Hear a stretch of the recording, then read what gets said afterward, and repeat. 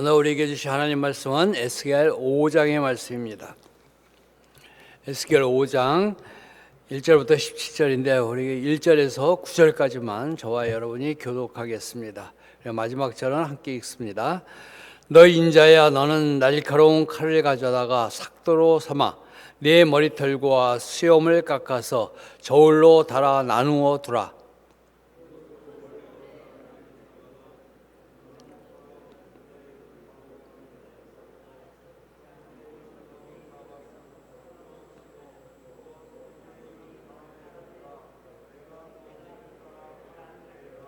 너는 터럭 중에서 조금을 네 옷자락에 싸고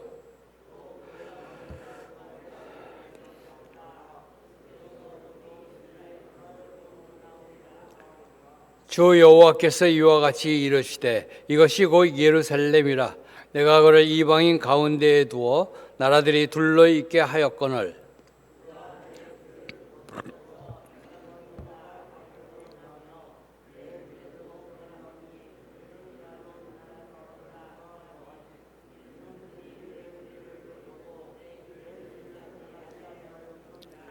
그러므로 나 주 여호와가 말하노라. 너희 요란함이 너희를 둘러싸고 있는 이방인들보다 더하여 내 율례를 행하지 아니하며 내 규례를 지키지 아니하고 너희를 둘러 있는 이방인들의 규례대로도 행하지 아니하였느니라.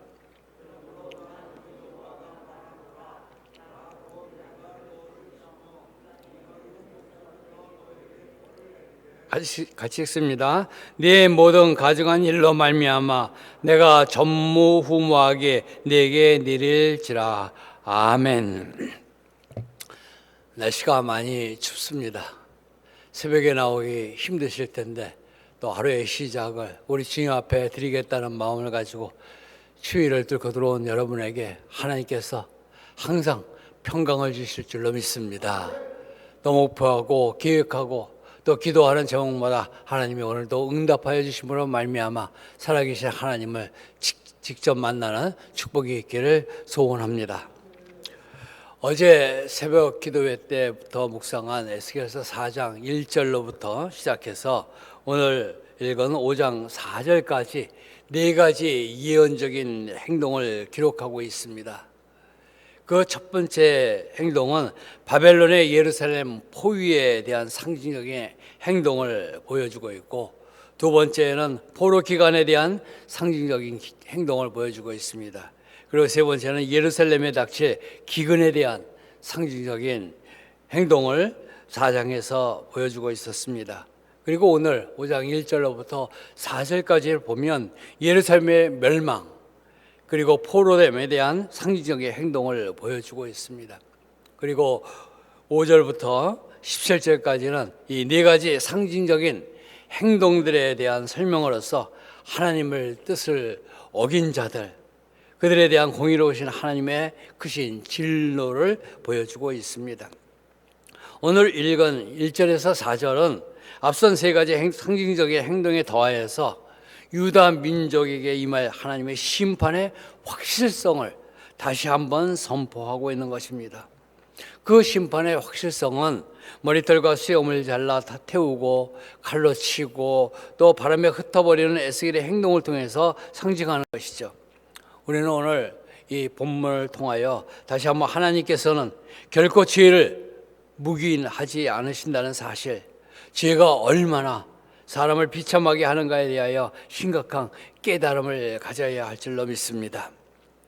네 번째로 보여주는 이 에스겔의 상징적인 행동 1절에 4절을 보면 하나님께서 에스겔에게 머리털과 수염을 깎아 3등분하라고 합니다.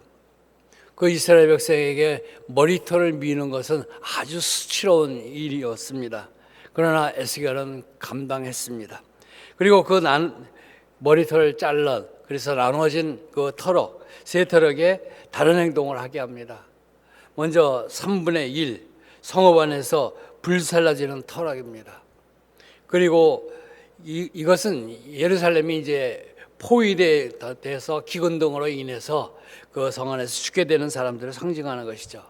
그리고 또 3분의 1은 사방에서 이 칼로 만든 터럭입니다. 이것은 바빌론 군대의 사람의 손에 죽임을 당하는 것을 상징하죠. 그리고 나머지 3분의 1은 바람에 흩어지라고 합니다. 이것이 바벨론에게 포로로 잡혀갈 것을 이야기하고 있습니다. 그런데 이 3절을 보면 이렇게 기록하고 있습니다. 너는 터럭 중에서 조금을 내 옷자락에 싸고. 이러한 와중에서도 하나님께서는 에스겔에게 터럭 중에 조금을 내 옷자락에 싸라고 말씀하고 있습니다. 옷자락에 싸는 행동은 보호를 의미합니다. 예루살렘 거민을 상징하는 머리카락 그리고 수염 그 일부분을 취해서 옷에 싼다는 것은 유다 백성의 일부가 죽임을 당하지 않고 보존될 것을 말씀해 주고 있는 것입니다. 그런데 그 가운데서도 또 일부분은 불에 던져 살으라고 합니다. 예루살렘 멸망 당시 죽임을 당하지 않고 살아남은 자들조차도 상당한 시련을 겪게 될 것을 보여주고 있는 것입니다.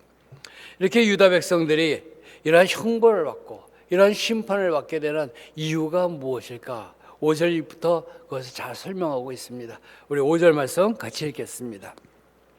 주 여호와께서 이와 같이 이르시되 이것이 곧 예루살렘이라 내가 그를 이방인 가운데 두어 나라들을 둘러있게 하였거늘. 아멘. 하나님의 택함을 받은 유다는 열방으로 둘러싸여 있었습니다. 이렇게 하나님께서 열방에 둘러싸이게 한 것은 이들로 하여금 열방의 중심에 서서 하나님을 알지 못하는 열방들에게 거룩한 하나님의 말씀과 복음을 선포하도록 하기 위함이었던 것입니다. 그 이스라엘을 보고 주변 사람들도 하나님 앞에 돌아오기를 원하셨던 것이죠. 하나님께서 택하신 백성, 즉 이스라엘을 가리키는 예루살렘에게 하나님께서 복된 위치를 주셨습니다. 가운데에 차지할 수 있는, 그리고 복된 신분을 주셨습니다. 하나님의 백성이라고 하는 신분. 그래서 이방의 빛으로 세우시고 이웃들에게 유일하신 참 하나님을 증거하는 책임을 맡기셨습니다. 그러나 6절부터 7절에서 보면 그들은 그렇지 못했습니다. 하나님의 율례와 하나님의 규례를 거스려 불순종했습니다. 그리고 그것을 하나님 보시기에 이방인이 악행을 하는 것 이상으로 악한 것이었습니다. 그들의 악행하는 모습, 그것을 종합해서 11절에서 말씀하고 있습니다. 11절 말씀 같이 읽겠습니다. 그러므로 나 주 여호와가 말하노라. 내가 나의 삶을 두고 맹세하노니 네가 모든 미운 물건과 모든 가증한 일로 내 성소를 더럽혔은즉 나도 너를 아끼지 아니하며 긍휼을 베풀지 아니하며 미약하게 하리니. 아멘. 그들이 하나님의 규례, 하나님의 말씀, 하나님의 율법을 거스려서 오히려 이방인보다 더 악하게 한 행동을 뭐라고 말씀하냐면 내 성소를 더럽혔다, 그렇게 말씀하고 있습니다. 하나님의 성소는 하나님의 임재를 상징하는 것입니다. 그렇기 때문에 이 말씀은 그들이 하나님을 결국 무시했다는 것이죠. 여기서 우리는 하나님이 우리에게 주시는 말씀의 교훈을 받아야 합니다. 첫 번째는 우리가 어떤 축복을 받아서 어떤 위치에 서게 되었는지, 그리고 내가 어떤 신분이 되었는지 다시 한번 기억해야 할 것입니다. 우리는 한없는 은혜로 하나님의 자녀, 천국의 백성이 되었습니다. 그리고 우리는 모든 사람에게 하나님과 우리 주 예수 그리스도를 알게 하는 중요한 위치에 있게 되었다는 사실입니다. 다시 말해서 이방의 빛으로 세움을 받은 것입니다. 두 번째는 이러한 축복과 중요한 위치에 있으면서도 하나님의 크신 은혜를 망각하고 하나님을 무시하는 생활을 할 수 있다는 사실을 늘 조심해야 할 것입니다. 성도 여러분, 우리는 예수 그리스도의 값없는 은혜로 하나님의 자녀라는 신분의 위치에 오른 것입니다. 여러분은 확신하십니까? 그리고 이 복된 신분은 곧 이방인의 빛으로 세움받았다는 것도 여러분은 확신하십니까? 이스라엘은 이방 나라들로 둘러싸여 있었습니다. 우리도 하나님을 모르는 이방 나라들과 같은 이웃들로 둘러싸여 있습니다. 아니 좋게는 아직 하나님을 모르는 가족들로 둘러싸여 있는 분들도 있을 것입니다. 우리는 그들에게 복음의 빛이 되어야 합니다. 지난주에 담임 목사님께서 자녀와 다음 세대를 바로 세움에 대해서 말씀해 주셨습니다.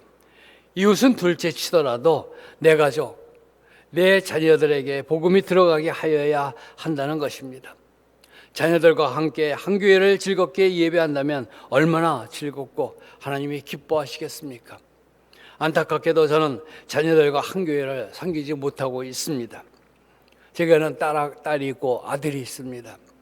딸은 다른 교회 전도사로 사역하고 있고 아들은 목사로 다른 교회를 섬기고 있기 때문입니다. 이런 특수한 사연이 아니라면 자녀들과 함께 한 교회를 섬기도록 노력함이 바람직할 것입니다. 우리 아이들이 클 때에 어렸을 때부터 교회에 지금까지 주일을 걸은 적이 한 번도 없습니다. 저뿐만이 아니라 우리 아들까지 우리 딸까지 그렇게 교회를 열심히 다녔습니다. 저는 항상 교회 7시 전에 일부 예배 전에 가서 예배 준비하고 또 예배 드린 후에 봉사하고 그렇게 하다가 오후 3시쯤이면 집에 가서 잠깐 있다가 또 저녁 예배에 참석하고 마치 교육자와 같이 생활을 했습니다. 한 날은 제가 먼저 나갔고 우리 애들하고 9시에 이제 교회를 오는데 그날 우리 아들이 중학교 1학년이 돼서 중간고사 기간이었습니다. 중간고사 기간이 특이하죠. 꼭 주일이 낍니다. 그래서 월요일 시험에 대해서는 준비를 주일날 한다고, 일요일날 한다고 많은 애들이 그렇게 하고 있습니다. 아마 우리 아들도 그랬던 것 같아요.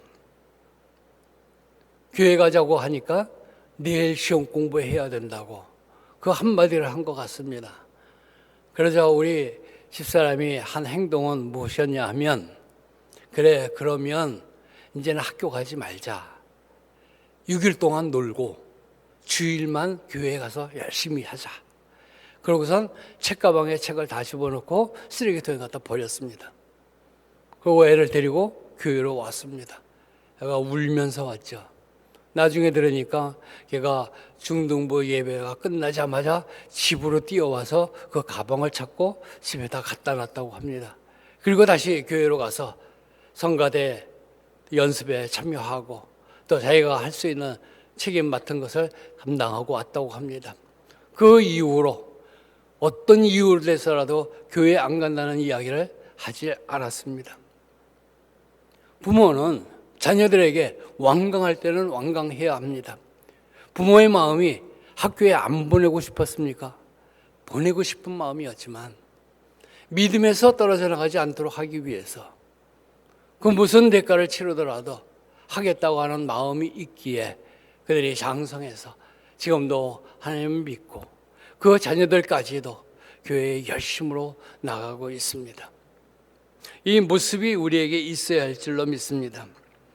이방인의 빛의 역할을 못한 유다 백성에게 내린 하나님의 심판이 두렵지 않습니까? 13절 말씀 우리 같이 읽겠습니다. 이와 같이 내 노가 다한저 그들을 향한 분이 풀려서 내 마음이 가라앉으리라. 내 분이 그들에게 다한저 나 여호와가 열심으로 말한 줄을 그들이 알리라. 아멘. 하나님이 심판하시는 이유는 하나님의 백성이 징벌을 당하고 하나님의 공의가 만족됨으로써 하나님의 사랑과 하나님의 열심과 하나님의 말씀을 깨우치는 계기가 된다는 것입니다. 하나님이 죄를 벌하심으로써 하나님께서 분을 푸신다는 표현은 하나님께서 이기적이기 때문이 아니라 지극히 거룩하시고 완전하시기 때문에 죄를 묵과할 수 없는 분이심을 보여주는 것입니다. 또한 그것을 통하여 하나님께서 택한 자들을 다시금 새롭게 하시는 방편으로 삼으신다는 사실을 우리는 깨달아야 할 것입니다. 주 예수를 믿고 하나님의 자녀가 된 우리가 하나님이 원하시는 이방의 빛의 역할을 제대로 하지 못하거나 하나님을 대적하는 이방인의 모습, 불신자의 모습과 같은 동일한 행동을 한다면 15절 말씀과 같이 주변으로부터 예수 믿는 것들이 저래 라는 수치와 조롱을 받게 될 것입니다.